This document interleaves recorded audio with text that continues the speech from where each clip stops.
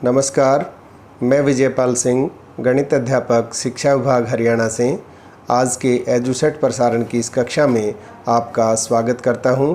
प्यारे बच्चों, हमने पिछले सप्ताह त्रिभुज और उसके गुण के पहले भाग में त्रिभुज के बहुत सारे गुणों के बारे में सीखा था। त्रिभुज के माध्यिकाओं के बारे में, त्रिभुज के शीर्ष लंब, त्रिभुज के कोणों के आधार पर अनेकों नाम, भुजाओं के आधार पर अनेक प्रकार के नाम, इस तरह से त्रिभुज की कोणों के संबंध में बहुत से गुणों को हमने जाना। विशेषतः हमने त्रिभुज के अंतः और बाह्य कोणों के आपसी संबंधों को भी सीखा, उनको भी हमने जाना। तो आज हम उसी कड़ी को आगे बढ़ाते हैं और आज हम त्रिभुज की भुजाओं के आपसी संबंधों के बारे में कुछ सीखने का प्रयास करते हैं। तो उस कड़ी में प्रिय विद्यार्थियों, अपने पास ये तीन बिंदु हैं, बिंदु ए, बिंदु बी और बिंदु सी। अब हमें बिंदु ए से बिंदु सी पर जाना है। तो इसके लिए हमारे पास दो रास्ते को इस प्रकार मिलाते हैं, बिंदु ए को बी से, बी को सी से और ए को सी से। यानी ए से बी का ये पथ, ये रास्ता है, बी से सी का ये पथ है और ए से सी का ये सीधा पथ है। तो प्यारे बच्चों, अब आप एक बार सोचने का प्रयास करें कि हमें ए से सी पर जाना है, तो आप कौन से रास्ते का यूज करेंगे, कौन सा पथ आप प्रयोग में लाएंगे? पहले ए से बी पर जाएंगे और फिर बी से सी पर जाएंगे, या आप सीधे ए से सी पर जाना पसंद करेंगे? यही सवाल जब टीना से किया जाता है तो वह भी सोच में पड़ जाती है। वह भी कुछ इसी प्रकार सोचती है जैसे आप सोच रहे हैं। आप भी तो सोच में पड़ गए कि कौन से रास्ते को, कौन से पथ को चुनेंगे आप, कौन सा ठीक रहेगा। इसी प्रकार टीना भी सोच में पड़ जाती है और फिर वो कुछ समय के बाद एक निष्कर्ष पे पहुंचती है। तो प्यारे बच्चों, आपने ए से सी पर सीधा जाने वाला रास्ता चुना होगा, पसंद किया होगा। क्यों? क्योंकि आपको लगता है कि इस रास्ते से जाएंगे तो ये रास्ता बड़ा है और ये रास्ता आपको छोटा दिखाई दे रहा है, इसलिए आपने इस रास्ते को चुना। तो प्यारे विद्यार्थियों, यहाँ से हमें त्रिभुज की भुजाओं के एक विशेष गुण के बारे में सीखने को मिल रहा है। अगर ध्यान से देखिए तीनों बिंदुओं को ये पथ मिलाने पर हमें जो आकृति प्राप्त हो रही है वो त्रिभुजाकार है। और यदि हम इस रास्ते से जाते हैं, यानी पहले हम ए बी चलते हैं और फिर हम बी से सी तक बी सी चलते हैं और इस रास्ते से हम केवल ए सी चलते हैं, तो इस रास्ते से अगर जाते हैं तो A B plus B C चलना पड़ेगा और इस रास्ते से केवल ए सी चलना पड़ेगा। तो ये रास्ता बड़ा, यानी A B plus B C बड़ा है ए सी से। तो यहाँ त्रिभुज की भुजाओं का एक विशेष गुण हमें सीखने को मिल रहा है कि किसी त्रिभुज की किन्हीं दो भुजाओं का योग तीसरी भुजा से बड़ा होता है। तो इसके मुताबिक देखिए, यदि हमें बी से सी पर जाना है तो फिर या तो सीधे बी से सी पर चले जाएं या बी से पहले ए पर आएं और फिर ए से सी पर जाएं, तो ये रास्ता हमारा बड़ा होगा, यानी ए बी प्लस ए सी बड़ा है बी सी से। और इसी प्रकार बी सी प्लस ए सी बड़ा है ए बी से।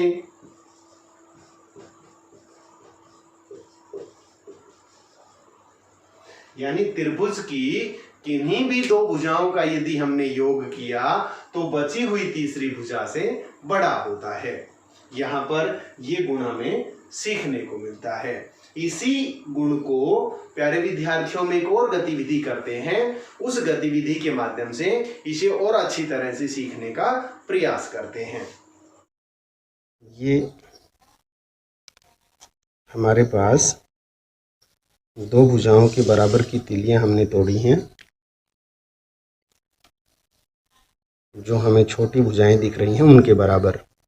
और अब हम इन तीलियों को यदि सीधा करके इस तीसरी भुजा PQ के साथ रखते हैं तो हम पाते हैं कि इनकी लंबाई PQ से काफ़ी ज़्यादा है। तो यहाँ हमें समझ आता है कि इन दो भुजाओं का योग तीसरी भुजा से बड़ा है। त्रिभुज में देखिएगा, इन दो भुजाओं के बराबर इन तीलियों को हमने यहाँ रखा और जब इन तीलियों को हम इस तीसरी भुजा के साथ में रखेंगे तो निश्चित तौर पे इनका मान इस भुजा से काफ़ी बड़ा चला जाएगा।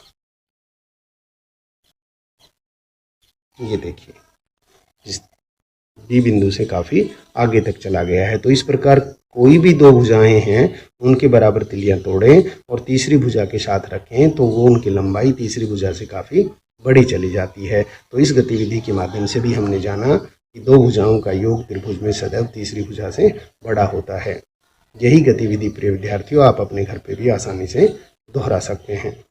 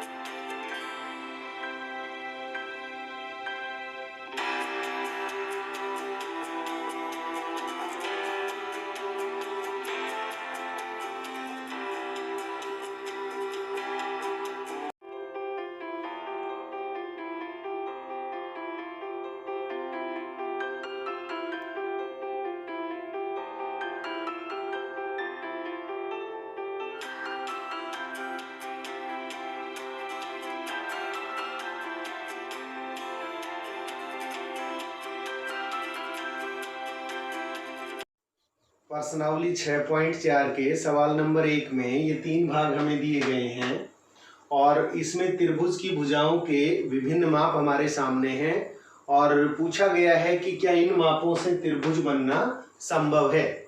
तो प्यारे बच्चों, हमने अभी भुजाओं के जो गुण के बारे में जाना कि किन्हीं दो भुजाओं का योग तीसरी भुजा से सदैव बड़ा होता है। उस गुण के हिसाब से हम इन सवालों को जांचने की कोशिश करते हैं, पता लगाने की कोशिश करते हैं कि दो भुजाओं का माप तीसरी से बड़ा है तो त्रिभुज बनना संभव होगा, और यदि दो भुजाओं का योग तीसरी भुजा के माप से बड़ा नहीं है तो त्रिभुज बनना संभव नहीं है। अब यहाँ देखते हैं हम इन दोनों भुजाओं की माप इस भुजा से बड़ी नहीं है, क्योंकि 2 सेंटीमीटर और 3 सेंटीमीटर का योग 5 सेंटीमीटर होता है जो तीसरी भुजा के माप से बड़ा नहीं है, इसलिए इन मापों से त्रिभुज बनना संभव नहीं है। आइए दूसरे भाग को देखते हैं। 3 सेंटीमीटर, 6 सेंटीमीटर और 7 सेंटीमीटर। तो प्यारे विद्यार्थियों, यहाँ इन दोनों भुजाओं की जो माप है इसका योग 3 और 6 9 सेंटीमीटर जो तीसरी भुजा के माप से बड़ा है, तो इस माप से त्रिभुज बनना संभव है। आइए अब इस भाग को जानते हैं। तो यहाँ पर हम जो दोनों छोटी भुजाएं हैं, देखिए ये भुजा सबसे बड़ी है तो छोटी भुजाओं का योग करते हैं 2 और 3 सेंटीमीटर, इनका योग 5 सेंटीमीटर जो तीसरी भुजा के माप से छोटा है, तो यहाँ भी त्रिभुज बनना संभव नहीं है। तो प्यारे विद्यार्थियों, इस तरह से जब हमें तीनों भुजाओं की माप दी गई हो तो हम दोनों छोटी भुजाओं की माप को योग करेंगे और देखते हैं कि वो तीसरी भुजा से बड़ा आता है तो त्रिभुज बनना संभव है, और यदि वो उनसे छोटा या उनके बराबर आ जाता है योग के तो ऐसी स्थिति में त्रिभुज बनना संभव नहीं है। प्यारे बच्चों, 6.4 के ही सवाल नंबर 3 में त्रिभुज ABC की माध्यिका AM है। त्रिभुज ABC की माध्यिका AM है, तो बताइए AB plus AC plus BC बड़ा है 2 AM से। तो अब हम इसे जांचने की कोशिश करते हैं। त्रिभुज ABC और इसकी जो माध्यिका है वो AM। यहाँ पर हमें सिद्ध करने के लिए कहा गया है कि AB plus BC plus CA बड़ा है 2 AM से।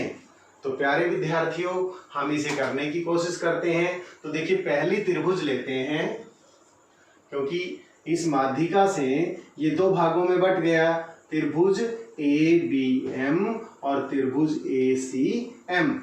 तो त्रिभुज ABM में हमने अभी सीखा था कि किन्हीं दो भुजाओं का योग तीसरी से बड़ा होता है, और जो सिद्ध करना है उसके हिसाब से हमारा AM इधर आना चाहिए। तो हम इन दोनों भुजाओं का योग बड़ा है AM से, ये करने की कोशिश करते हैं।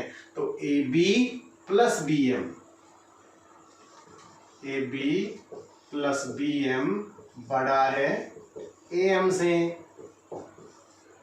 इसी प्रकार त्रिभुज ACM में, तो इसमें भी हम देखते हैं AC प्लस CM बड़ा है AM से। AC प्लस CM बड़ा है AM से।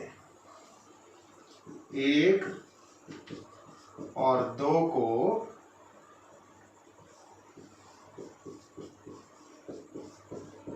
जोड़ने पर, अब देखिए इन दोनों को जब हम जोड़ते हैं तो दायां पक्ष और बायां पक्ष, बाएं पक्ष एक जगह जोड़ते हैं तो AB plus BM, AB plus BM plus CM plus AC बड़ा है AM प्लस AM। अब देखिए AB plus BM plus CM, BM plus CM ये मिलकर क्या हो गया AC और BC plus AC। AB plus BC plus AC बड़ा है AM प्लस AM 2AM।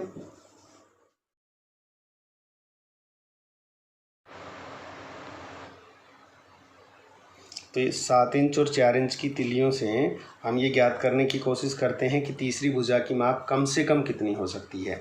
तो देखिए जब कम से कम लेना है तो हम इनको इस रूप में एडजस्ट करने की कोशिश करेंगे कि तीसरी जो भुजा है, ये 2 भुजाएं हैं, इनका जोड़ हो गया यहाँ पे, एक सिरा हमने इधर से टच करा दिया। अब जो तीसरी भुजा होगी वो इस रूप में त्रिभुज बनाने की कोशिश करें हम, तो हम देख रहे हैं कि इस तिल्ली से त्रिभुज नहीं बन पा रही। अभी ये दोनों सिरे इनके नहीं मिल पा रहे, और ये जैसे जैसे पास लाते हैं तो इसके साथ चले जाते हैं। तो यहाँ देखेंगे कि ये हमारी 7 इंच की तिल्ली थी, ये 4 इंच की और ये 3 इंच की, यानी कि इन दोनों का जोड़ इस भुजा के बराबर आ रहा है। तो हम त्रिभुज नहीं बना पा रहे, यानी कि इनसे बड़ा होना चाहिए था। यानी ये जो तिल्ली 3 इंच की है, अगर हमें त्रिभुज बनानी है तो ये 3 से बड़ी लेनी पड़ेगी। तो यहाँ से हमें एक चीज़ सीखने को मिल रही है कि छोटे से छोटा जो माप है वो इन दी गई दोनों भुजाओं के अंतर से बड़ा होना चाहिए, क्योंकि ये 4 इंच 7 इंच है, ये 4 इंच है, इनका अंतर 3 इंच है। तो जब तक 3 इंच की भुजा होगी तब तक तो वो इसके बराबर यहीं पे हो जाएगी। अगर हमें त्रिभुज बनानी है तो ये भुजा 3 इंच से बड़ी लेनी पड़ेगी। तो इसका मतलब हमें यहाँ सीखने को मिला कि यदि 2 भुजाओं की माप दी गई है तो तीसरी भुजा कम से कम छोटी से छोटी भी लेंगे तो उसका माप दी गई दोनों भुजाओं के अंतर से बड़ा होना चाहिए, वरना त्रिभुज नहीं बन पाती।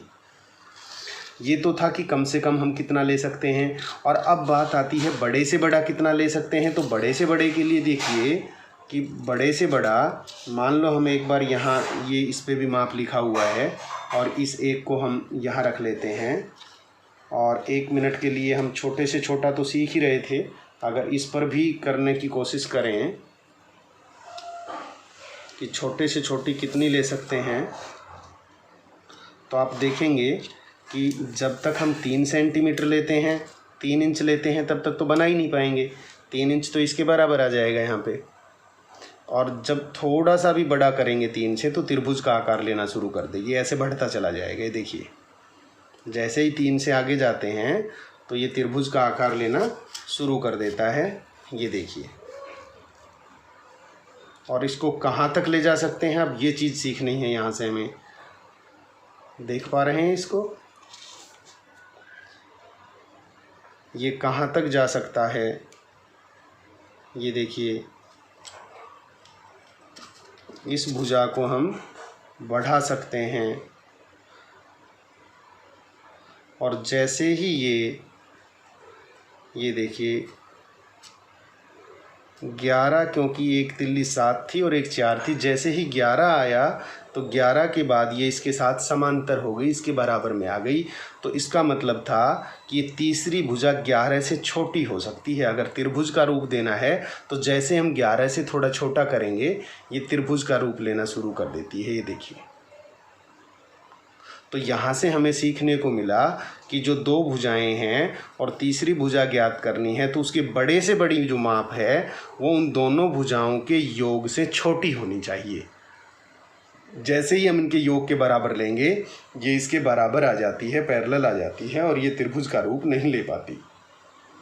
तो इसका मतलब हो गया कि अगर त्रिभुज का रूप देना है तो हमें इन दोनों भुजाओं के योग से छोटा माप लेना पड़ेगा।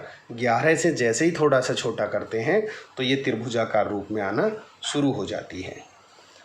तो यहाँ से प्रिय विद्यार्थियों, हमने त्रिभुज की दो भुजाओं के माप यदि हैं तो तीसरी भुजा का माप ज्ञात करना प्रैक्टिकल रूप में सीखा। तो इसके दो माप निकल के आए कि छोटे से छोटा माप तो उन दोनों भुजाओं के अंतर से क्या होना चाहिए, बड़ा होना चाहिए।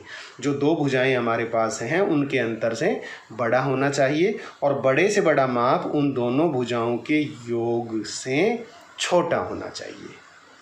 प्यारे बच्चों, 6.4 के ही सवाल नंबर 6 में हमसे पूछा गया कि एक त्रिभुज की दो भुजाओं की माप 12 और 15 सेंटीमीटर है तो तीसरी भुजा की माप किन दो मापों के बीच होनी चाहिए।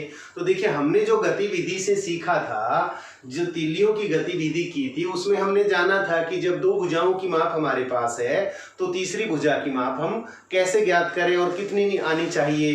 तो यहाँ पर भी हम कोशिश करते हैं कि हमारे पास दो भुजाओं की माप जो है वो 12 सेंटीमीटर और 15 सेंटीमीटर दी गई है। अब इन दो भुजाओं की माप से हम तीसरी भुजा की माप ज्ञात करना चाहते हैं। तो पहला जो गुण हमने सबसे पहले सीखा था कि दो भुजाओं की माप तीसरी भुजा से बड़ी होनी चाहिए। तो देखो, इन दो भुजाओं का माप हमें दिया गया, इनका योग हुआ 12 और 15 27। इसका मतलब तीसरी भुजा की माप 27 से छोटी होनी चाहिए, क्योंकि दो भुजाओं का योग हमेशा बड़ा होता है।